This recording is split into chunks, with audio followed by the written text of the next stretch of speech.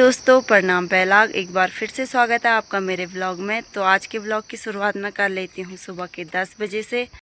आज प्राची और मैं जा रहे हैं सुबह सुबह गदेरे की ओर, क्योंकि बारिश की वजह से कल परसों बहुत ज़्यादा टूट फूट हो रखी है। तो गदेरे से हमारे गांव की ओर सिंचाई विभाग द्वारा पानी की व्यवस्था की गई थी, तो वो पाइपलाइन पूरी तरह से टूट चुके हैं, बह चुके हैं। प्राची आई थी श्रीनगर से घर, क्योंकि हमारे गांव में 5 दिन से आठू पूजन था। तो पर यहाँ घर आके बेचारी को धान मारना पड़ रहा है, लंगूर भगाने पड़ रहे हैं, कभी कभी गदेरे जाना पड़ रहा है, घास काटना पड़ रहा है। बेचारे की मज़े की तो धजिया ही उड़ चुकी है पूरी तरह से। और यहाँ पे जोंक के डर से प्राची दौड़ते हुए जा रही है, क्योंकि सुबह सुबह ना रास्ते में इतने ज़्यादा जोंक लग जाते हैं कि अप्रैल मार्च के टाइम पे जंगलों में बहुत ज़्यादा आग लग गई थी। तो पेड़ इतने ज़्यादा मात्रा में सूख गए हैं, ख़ास तौर से बुरांस और अंगियार के पेड़ जो कि इतने सूख गए हैं। लोगों ने काट काट के घर इतनी लकड़ियों की डैम पर लगा दे रखी है। आने वाले रास्ते में हमें मिल जाता है बीच में एक सुरंग बन रखी है ज़मीन के अंदर ही अंदर, जो कि बहुत ज़्यादा गहरा है। और इसके अंदर ना पानी भी निकलता है बहुत ज़्यादा। ये बाहर से इतना छोटा लग रहा है पर अंदर से बहुत बड़ा है। वैसे तो प्राची और मैं पहुंच गए हैं गदेरे, और चारों ओर इतना ज़्यादा घना जंगल है ना, इतने घने घने पेड़ हैं, झाड़ियाँ हो रखी हैं। तो यहाँ सुअर, भालू, बाघ की भी डर हो सकती है। और प्राची में अकेले आए हैं तो थोड़ा बहुत डर भी लग रहा है। और सामने आगे पे गदेरा भी आ गया है। प्राची थोड़ा रिस्क लेके गदेरे की तरफ बढ़ रही है, क्योंकि हमें उधर से साइड से भी फ़ोटो खींचनी है और इधर साइड से भी खींचनी है। जीपीएस कैमरे द्वारा खींचनी है तो लोकेशन भी अच्छी देखनी पड़ेगी। गदेरे में एक तो नेटवर्क कम आता है, तो वैसे तो यहाँ पे जीपीएस कैमरे में आना चाहिए था डोडिंग, क्योंकि ये लोकेशन डोडिंग की है जो कि बेराधार में आता है।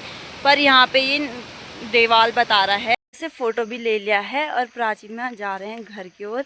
वैसे तो गांव में पूजा है, पर हम दोनों को ऐसा काम सौंप दे रखा है ना, कोई आने को तैयार ही नहीं है। हम दोनों को जैसे कि फ्री समझ रखा होगा, हमारा तो कुछ काम है ही नहीं। आज हमारे गांव में है अष्टमी पूजा और सब लोग वहां गए हैं, और हम दोनों को गदेरे जाने का काम सौंप रखा है। तो कोई बात नहीं, खैर हम अपना काम निपटा के आ गए हैं। पर घर में सुबह सुबह आ गए थे बंदरों ने आतंक फैला रखी होगी। तो घर जाके पहले बंदर भगाने हैं, फिर जाके हम मंदिर में जाएंगे भेंट चढ़ाने के लिए।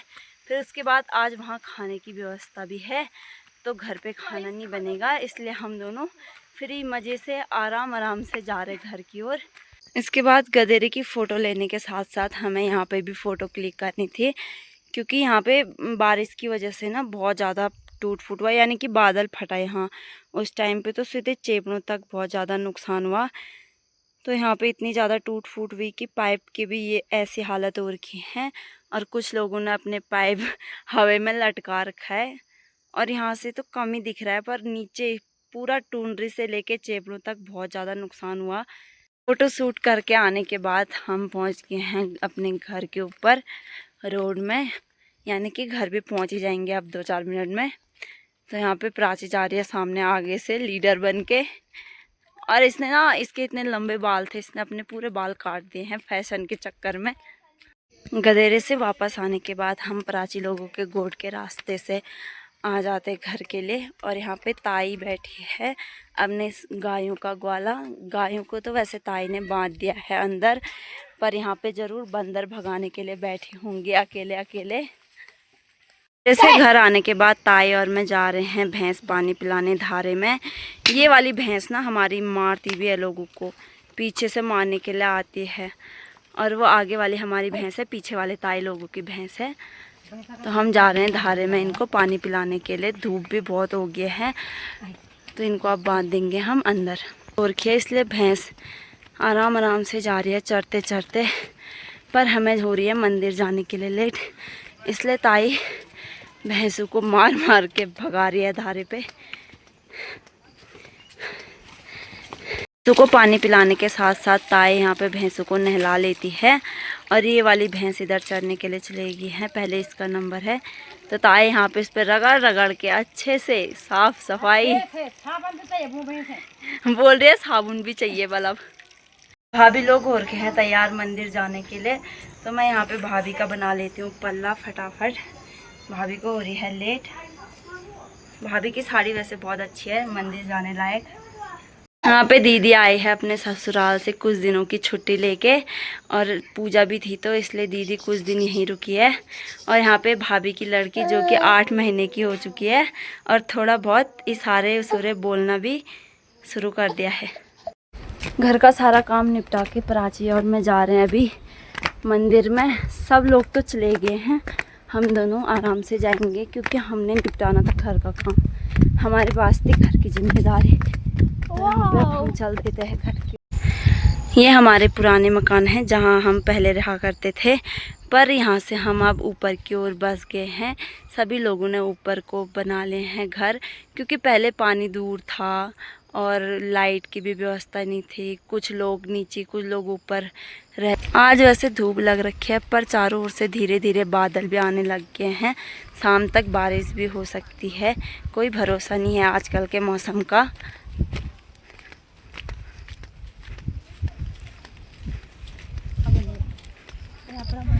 यहाँ पे चलते चलते हम पहुँच गए हैं मंदिर में। सामने रहा हमारा मंदिर, माँ भगवती का मंदिर। और यहाँ पे सभी लोग खाना बना रहे हैं, पूजा कर रहे हैं एक एक करके।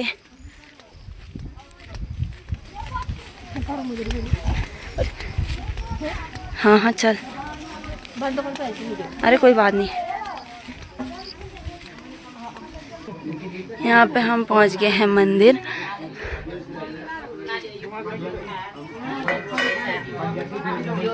अंदर चल रही है पूजा,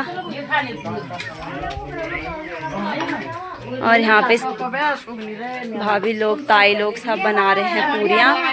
और यहाँ पे ताई ने रखी है खीर बनाने के लिए।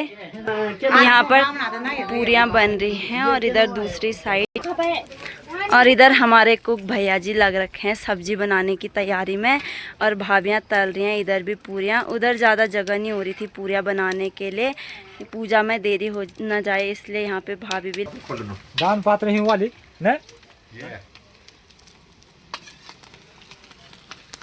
छोड़ पूरी पड़ रही है, देवी पूजन हो रही है, बोलो है।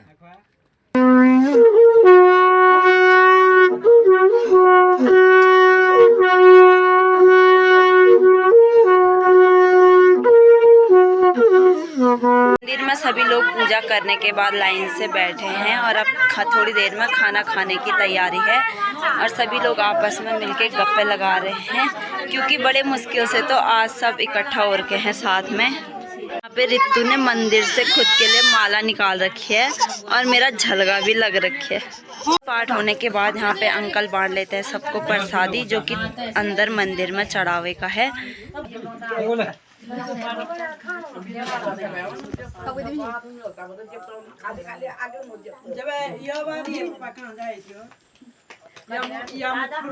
अभी टाइम लगभग दिन के 1:30 बज चुके हैं, और यहाँ पे खाना खाने की तैयारी भी हो चुकी है। यहाँ पे मम्मी भाभी लोग बड़े बड़े सयाने लोग बांटने लग गए हैं खाना। हमारा छोटा सा गांव है जिनमें 15 मवास रहते हैं केवल, तो लोग कम हैं, तो सभी लोग मिल बांटकर बैठ के आराम से खाना खा रहे हैं अब।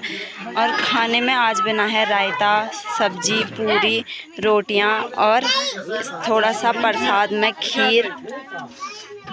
तो खीर तो मिला नहीं, पर बड़ा बड़ा बर्तन चाटने को ज़रूर मिल गया है, जिसमें भाभी अपने मन की संतुष्टि कर रही है। खाना सबको परोसने के बाद यहाँ पे हमारे महिला टीम भी खाने के लिए बैठ गई हैं, जो कि सबको बांटने के बाद सबसे लास्ट में खा रहे हैं। पूजा अच्छे से संपन्न होने के बाद खाना भी खा लेते हैं सब लोग, और भाभी लोग मार लेते हैं यहाँ पे बर्तन। गांव की सभी महिलाएं इकट्ठा होकर, पानी की यहाँ बहुत ज़्यादा कमी है, इसलिए पानी को बचा कर यहाँ पे बर्तन साफ किए जा रहे हैं। भाभी यहाँ पे सबसे छोटी है, और यहाँ पे सबसे बड़ी कढ़ाई मिल रखी है मांजने के लिए। इसकी शकल भाभी ने अपनी शकल की तरह चमकानी हुई। ये वाली भाभी भी मेरी सबसे छोटी है हाइट में, और यहाँ पे इतना चौड़ा परात मारने को मिल रखा है। यहाँ पे बर्तनों के साइज के अकॉर्डिंग मिल रखा है और इंसान के साइज के अकॉर्डिंग। इधर बचे हुए पूरी प्रसाद के हिस्से लगा दिए गए हैं घर के लिए, जो कि हर एक परिवार को मिलेगा। दिन के टाइम लगभग 3 बज चुके हैं और अभी हम चले गए हैं धान के खेत में धान काटने के लिए। खेत में हमने और खेतों से लगभग 1 महीने बाद धान बोए हैं, जो कि और खेतों के धान से अच्छी फसल हो रखी है इसमें। अभी से मैंने लगाया था पलड़े धान मारने का, और भाभी आए हैं मेरा पलड़े तराने के लिए धान काटने में। धान के खेत में यहाँ पे ताए को मिलती है ककड़ी, और ताए हम सबको एक एक टुकड़ा ककड़ी दे देती है। धान काटते काटते थोड़ा ब्रेक भी हो गया है। भाभी जाने लग गया अब घर को धान काटने के बाद, क्योंकि छोटी भतीजी रोने लग गई होगी। और मेरी ड्यूटी है अब धान का डैम्प लगाने की। मेरे धान की ढेरी लगाने तक मम्मी ने काट लिया था यहाँ पे एक सोल्टा घास। और अब हम दोनों चल देते हैं घर की ओर, क्योंकि धूप भी ढल गया और अंधेरा होने को है।